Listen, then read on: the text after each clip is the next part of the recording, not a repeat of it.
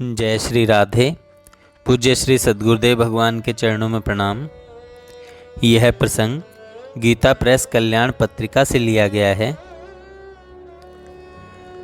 इस असार संसार से पार होने के लिए भगवान नाम स्मरण के समान कोई अन्य सरल साधन नहीं है। एकमात्र यही ऐसा साधन है जो जीव को प्रारंभिक से परा अवस्था तक ले जाता है। यह एक सीधी गाड़ी है जिसमें सवार होने पर बीच में कहीं उतरना नहीं पड़ता और सीधे गंतव्य स्थान पर पहुंचा देती है। आजकल पाश्चात्य शिक्षा के प्रभाव से प्रेरित होकर कोई कहा करते हैं कि बार बार राम नाम लेने से क्या होता है, क्या शक्कर शक्कर पुकारने से मुख मीठा हो सकता है। अनेक बार आवाज़ देने पर तो साधारण मनुष्य भी चिढ़ जाता है, फिर जिसका नाम लेकर तुम पुकारते हो वह क्यों न चिढ़ेगा। ऐसी बेकार कल्पना वे ही लोग कर सकते हैं जो उपासना के तत्व से सर्वथा अनभिज्ञ हैं। उनका संग कभी भूलकर भी नहीं करना चाहिए। वस्तुतः नाम और नामी का तो अभिन्न संबंध है। नाम का उच्चारण करते ही हमारे सामने नामी की मूर्ति अंकित हो जाती है। जब हम अपने किसी अभिन्न हृदय सुहृद का नाम लेते हैं तो हमारे हृदय में उसकी मधुर स्मृति जाग उठती है और हमें किसी अंश में मिलन सुख का सा अनुभव होने लगता है। इसी प्रकार राम नाम लेने से भी हमारी वृत्तियां रामाकार हो जाती हैं और श्री राम की पुनः पुनः स्मृति होने से हमारे हृदय में उत्तरोत्तर राम प्रेम की वृद्धि होने लगती है। स्थूल दृष्टि से विचार करें तो भी नाम का कुछ कम प्रभाव नहीं है। एक स्थान पर कई व्यक्ति गहरी निद्रा में सो रहे हों तो हम उनमें से जिसका नाम लेकर पुकारेंगे वही उठकर खड़ा होगा। अब अचेतन अवस्था में, निद्रा अवस्था में भी इसका इतना प्रभाव पड़ता है तो इससे नित्य जागृत करुणा वर्णालय श्रीहरि अपने अनुरक्त भक्त के प्रति क्यों आकर्षित न होंगे। जब साधारण पुरुष भी किसी शरणापन्न दीनहीन प्राणी के आर्तनाद को सुनकर उसकी सहायता के लिए दौड़ पड़ता है, तब सर्वशक्ति संपन्न करुणा में हरि अपने अनुगत भक्त की विपन्न वाणी की किस प्रकार उपेक्षा कर सकते हैं। उस समय तो उन्हें एक विलक्षण विलंब भी असहाय हो जाता है। गजेंद्र का उद्धार करते समय उन्हें पक्षीराज गरुड़ की अव्याहत गति भी कुंठित सी जान पड़ी और वे उन्हें छोड़कर पैदल ही दौड़े। इसलिए कहा गया है कि रमती रमा के संग आनंद उमंग भरे, अंग परे बहरी मतंग अवराधे पे, कहरत ना कर बदन दुति और भई, बूंदे छई छल की द्रगनी नेह नाधे पे, धाए उठी बारन उबारन में लाई रंच, चंचलाहु चकित रही है बेग साधे पे, आवत बितुंड की पुकार मग आधे मिली, लौटत मिल्यो तो पक्षीराज मग आधे पे। कि भगवान गज को बचाने के लिए दौड़े, नंगे पांव दौड़े और गरुड़ जी को जो इतनी तेज गति से चलते हैं उनको भी पीछे छोड़ दिया भगवान ने, और भगवान ने गज का उद्धार किया तो गरुड़ जी आधे रास्ते में ही आए थे अभी। इसी प्रकार प्रहलाद और द्रौपदी की रक्षा के लिए भी वे स्तंभ और वस्त्र में ही प्रकट हो गए।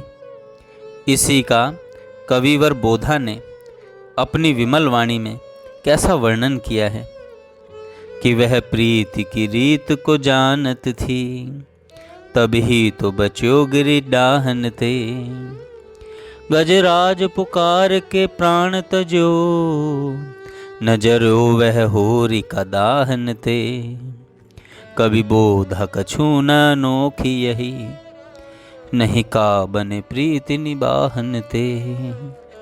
प्रहलाद के जैसी प्रतीति करो, तब क्यों न कढ़े प्रभु पाहन ते। एक बात और भी ध्यान देने योग्य है।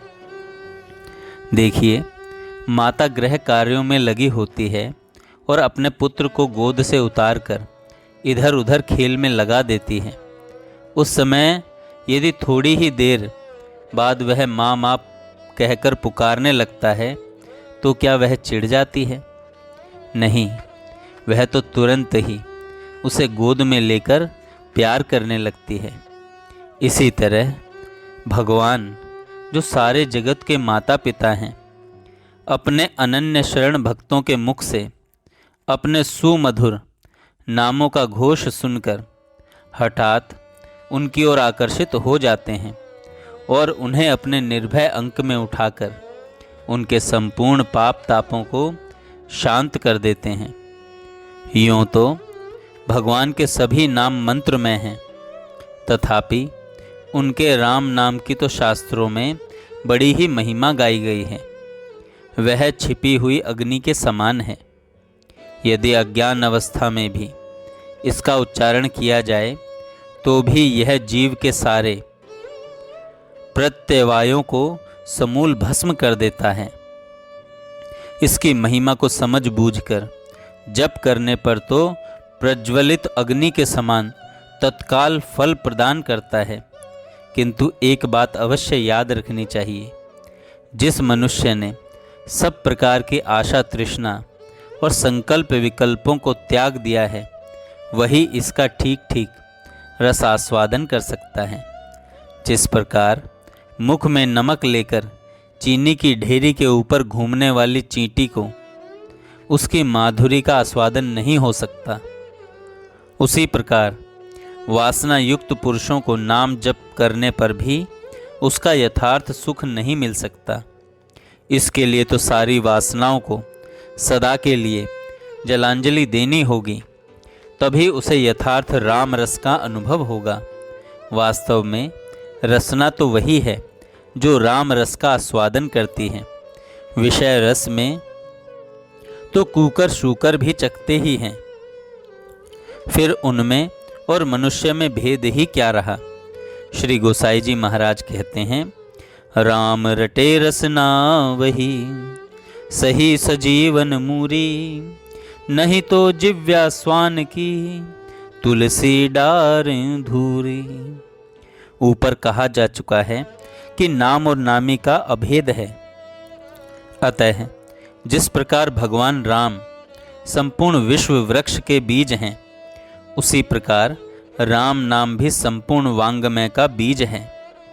जिस प्रकार बीज से वृक्ष का आविर्भाव होता है और फिर वही उसके फल में भी स्थित रहता है, उसी प्रकार सारा प्रपंच श्री राम से ही प्रकट हुआ है और वे ही इसमें ओतप्रोत हैं। इसी तरह राम नाम भी संपूर्ण वांगमय में व्याप्त है। जिसने इस अमृतमय नाम का जप नहीं किया, उसका मनुष्य जन्म लेना व्यर्थ ही है। इसका आश्रय लेने से ही मानव देह की सार्थकता होती है।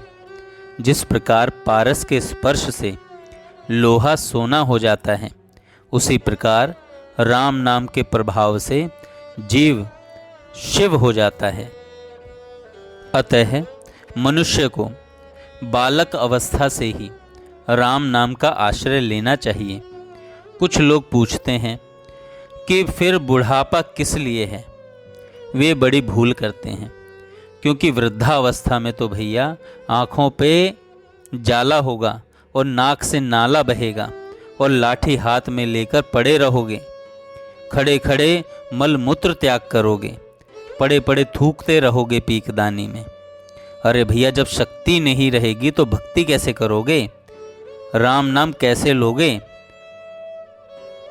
भैया भजन करिए भगवान का जवानी में।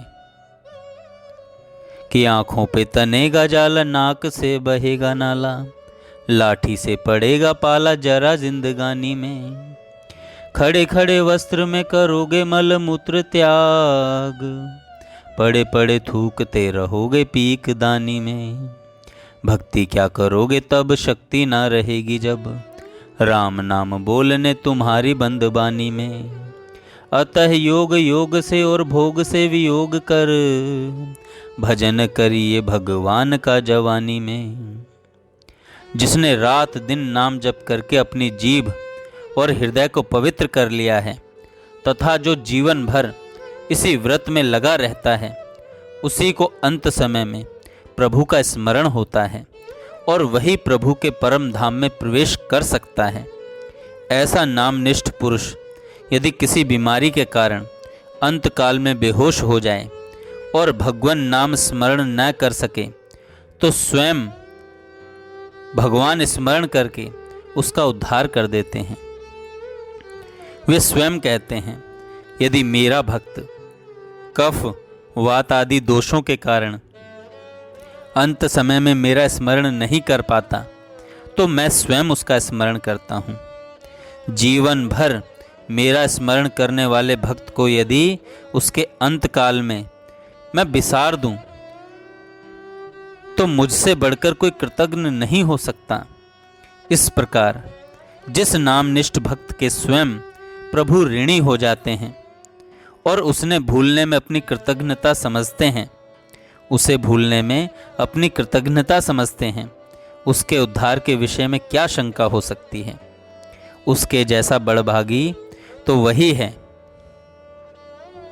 ठाकुर राम सिंह कलेवा जी कहते हैं कि जातु बैर भाव भज पायो है अशोक पद, स्वामी भाव ही ते जग जाल में पड़ेगो क्या। योगी राज गुमान सिंह जी कहते हैं कि यदि राम नाम रूप दो तुंबों को घट हृदय से बांध ले, तो संसार सागर को गोपद के समान अनायास ही पार कर सकता है। अतः सब प्रकार की वासना कामनाओं को छोड़कर केवल भगवान के नाम का ही आश्रय लेना चाहिए। नाम की डोरी में प्रभु स्वयं बंध जाते हैं और जिनके बंदी स्वयं भगवान हों, उन्हें फिर दुर्लभ ही क्या है। जय श्री राधे। कल एक भक्त ने, एक साधक ने प्रश्न किया था कि एक बूढ़ी माता पूरा जीवन भजन किया, पर अब अंत समय में वह सब भूल गई है, अपने घर वालों को भूल गई, सब कुछ भूल गई, ऐसे विक्षिप्त सी पड़ी रहती हैं, तो क्या भगवान उनकी सुधि लेंगे।